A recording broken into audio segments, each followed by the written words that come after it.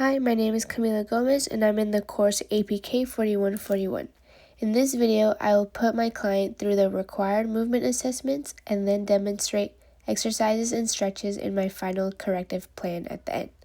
This video supports my written final project manual. I will be doing the dorsiflexion range of motion assessment on my client. This assessment can be done differently depending on whether you are isolating the gastrocnemius or the soleus. In this first assessment, I'm isolating the gastrocnemius.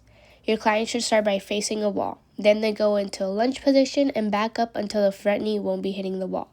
The back leg stays extended and I hold the ankle down to make sure it doesn't lift up. By keeping the knee extended, the muscle is placed at its max length. The gastrocnemius is biarticular, so knee action is important. For this next part, I'm isolating the soleus, so the client is keeping their knee flexed. The client's feet should remain in a straight line, facing forward and close to each other. Both knees are bent, and both heels should still remain on the floor. The angle can be measured using an inclinometer on the tibia, or in my case, I measured by using an app called Anglemeter. Adequate dorsiflexion is critical for squatting, running, jump landing mechanics, and cutting movements in sports. Common sports are soccer and basketball. This next assessment is going to be the active knee extension test, and this is to assess the distal hamstring. I tell my client to lie supine, and I flex her hip and knee to 90 degrees. After stabilizing her knee, I tell her to extend. Then, using a goniometer normally, you would measure the angle of knee extension. Then I just tell her to flip, and we'll do the other leg, and again to assess the distal hamstring. And the normative values for the range of motion for this test is around 20 to 30. So you can see my client has pretty tight hamstrings. The next assessment is going to be the active straight leg raise test to assess proximal hamstring. This test assesses hip extensors, more specifically hamstring range of motion, while requiring core and pelvic stability. The hamstrings are tested through hip flexion with the knee extended, placing them under maximal stretch. For this test, have your client lie supine on a flat surface. Have one leg actively raised with an extended knee while the opposite leg remains flat. I was assisting my client to have his leg flat by holding it in place. Make sure the opposite leg doesn't raise, the testing leg's knee doesn't bend, or pelvic posterior tilt doesn't happen, so the test doesn't lose validity. I use the app Anglemeter on my phone to measure the angle between the femur and the surface, while the lateral malleolus is perpendicular to the ground, as you can see here. Limited hamstring mobility can contribute to low back pain, hamstring strains, and altered sprint mechanics. Some exercises that will be affected by this are squats, leg press, and RDLs. We'll be doing a modified Thomas test. This test is used to assess hip flexor range of motion. A neutral pelvis validates a Thomas test, so make sure there's no anterior pelvic tilt. The reason for a modified Thomas test is for the client to be further on the edge of the table so their legs can hang off. Here, I'll be assessing the iliopsoas. The client should roll back while holding their knees to their chest and lie supine. One leg will stay in this position while the opposite leg keeps an extended knee and starts extending their hip until they try to reach the leg flat on the table. Here we observe the thigh position relative to the table. So if the thigh touches the table, there's normal iliopsoas length. If it remains elevated, there's a tight iliopsoas. Some errors to watch out for include pelvic tilt, back arching, and hip abduction. A tight iliopsoas can cause problems for running. This is Camila, and I'll be doing a modified Thomas test. This test is used to assess hip flexor range of motion. A neutral pelvis validates a Thomas test, so make sure there's no anterior pelvic tilt. The reason for a modified Thomas test is for the client to be further on the edge of the table so their legs can hang off. Here, I'll be assessing the rectus femoris. The client should roll back while holding their knees to their chest and lie supine. One leg will stay in this position while the opposite leg keeps a flexed knee and starts extending their hip until they try to reach the leg flat on the table. We use a flexed knee because the rectus femoris is a quad muscle and it crosses both the hip and the knee. When the knee is flexed, it also takes out the hamstring. Here we observe the angle of the hanging knee. If the knee does not maintain approximately 80 to 90 degrees of flexion, it indicates rectus femoris tightness. I use the Anglemeter app on my phone to measure the angle. Some areas to watch out for include pelvic tilt, back arching, and hip abduction. We'll see here my client has 102 degrees, so therefore he has a tight rectus femoris. This next test is for hip abduction range of motion, and I started with my client laying supine, and I distinguished with some blue tape so it's easier to see the ASIS of each side and the mid patella of each leg as well, kind of lining up with the femur. So I told my client to keep the non-working leg straight and abduct as much as they can, trying to not tilt their pelvis or have it lift. And this is how I measured it. Usually with the goniometer, you would position the stationary hand across the two ASIS and have the moving hand lined up with the mid-patella line. And then I repositioned him, and then we did the other leg, still trying to distinguish with the blue tape so it's easier to measure later on. And these were his angle and measurements.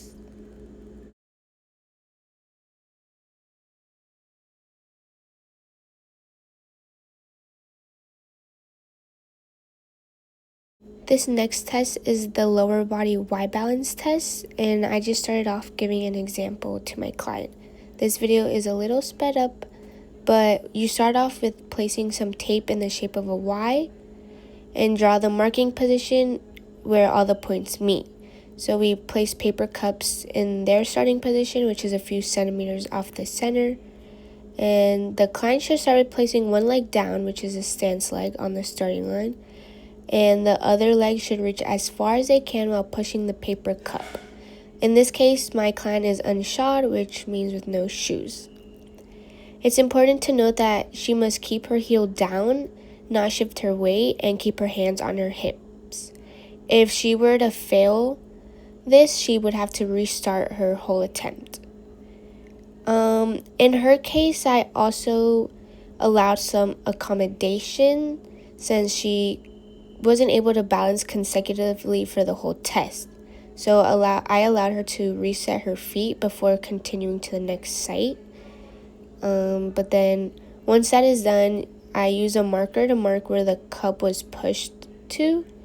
And then we measure using a measuring tape on the centimeter side from the starting point line to the marker line.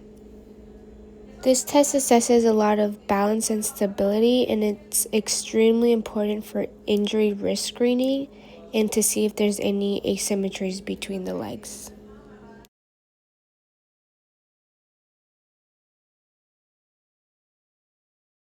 This next assessment is for trunk flexion, and the erector spinae and the thoracolumbar fascia are being assessed. So I tell my client to sit up and go to the edge of the bench, and then her knees have to be flexed to 90 degrees as well, and I'm explaining to her that she has to bend down and reach as far as she can. Here you can see she has good range of motion because her shoulders lined up with her hips. This next assessment is for trunk extension, and here I'm telling her to lie prone. And first she's gonna extend her spine with no arms first, and then she'll reach her arms under her shoulders and extend again. Here you can see her pelvis came up the floor, so she probably has tightness in the abdominals or hip flexors. This next test is for lateral flexion, and it's in the frontal plane. And I used two different methods to assess this. So for the first one, I had my client lay against a wall, and I was marking where the end of his fingertips were. And then I instructed him to bend to one side first. And then after he did his lateral flexion, I would mark again and record where his fingertips ended up. So he did one side first, and then he did the other side. And after I marked both sides, I used a ruler to measure from the first point to the bottom point. And then his right side was 22 centimeters and his left side was 21.5 centimeters.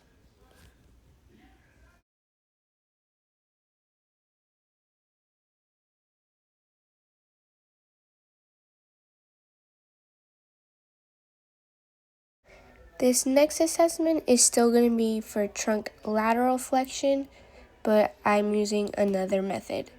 So for it to be easier to see and measure as well, I'm using blue tape again. This bottom one will be placed on the S2 of his spine, and the top one will be on C7 on his neck. And so I place him there, and I am instructing him again to reach down as far as he can with his arm on the same leg, trying to stay in the frontal plane and trying to not lift his heels.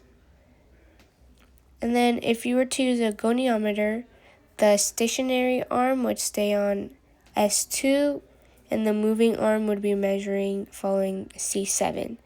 So here you would see his degrees of measurement, and then we repeat the process again, but for the other side. So he's flexing his spine, and then we would measure it again. Now starting with upper body, we're going to do the Apley back scratch test, and this assesses shoulders, lats, and triceps. And here I was just quickly demonstrating how to do it to my client. So she'll begin standing upright and placing one arm behind her back and the other one above her shoulder. And here we'll see she was able to touch her fingertips, so she had good range of motion. This last test is the upper body Y balance test, and it's essentially the same concept as the lower body one. So again, tape in the shape of a Y, but this time the client is starting in a push-up position, and we'll put weight onto one arm, which is a stance arm, on the starting line, and there should only be 3 points of contact. With the other arm, she should reach as far as she can while pushing the paper cup, and it's important to note that she must keep her feet always touching the floor. She will be able to reset her arms before continuing to the next site. She'll repeat her reach attempt for the following 2 sites while keeping her balance, and once that's done, again we'll mark from the starting point to the end of where she reached her cup, and then we'll measure in centimeters using a measuring tape and record her measurements.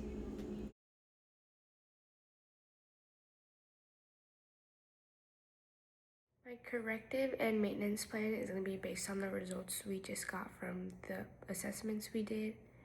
And my client demonstrated tightness in hamstrings, tightness in hip flexors, tightness in abdominals, and very poor stability and balance. My goal with this is to improve restricted range of motion, improve stability, improve balance as a whole, and I'll progress from low demanding and simple movements to more complex and higher demanding movements. My first dynamic stretch is going to be hamstring sweeps, and to do this, you'll down sweep, walk, go like this, and this will be to improve hamstring flexibility. So this exercise is to stretch the hip flexors and abdominals while maintaining pelvic control. So I'm going to bend down here and then reach. And I can switch sides. And then reach. This next exercise is a cat-cow, and it's to maintain spinal mobility. So you go on all fours and you go this.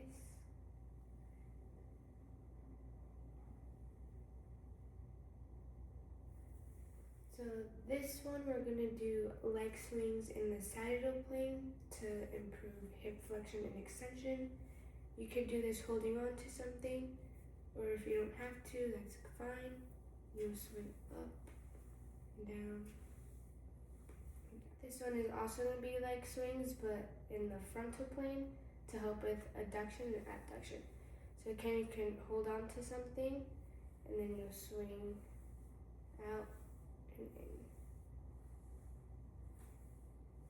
in. This next exercise is the world's greatest stretch, and it's to treat tight hip flexors and lower back pain, and it'll help with trunk rotation as well.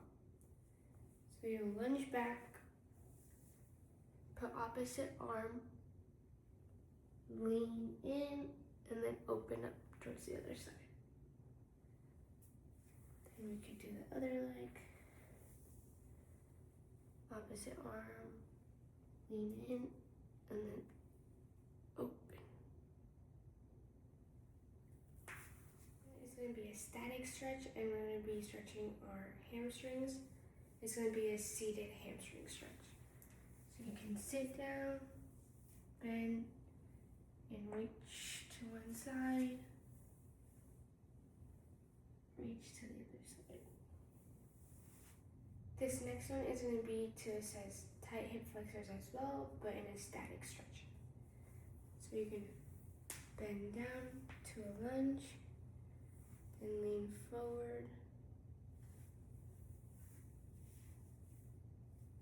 to stretch the hip flexors. From this side.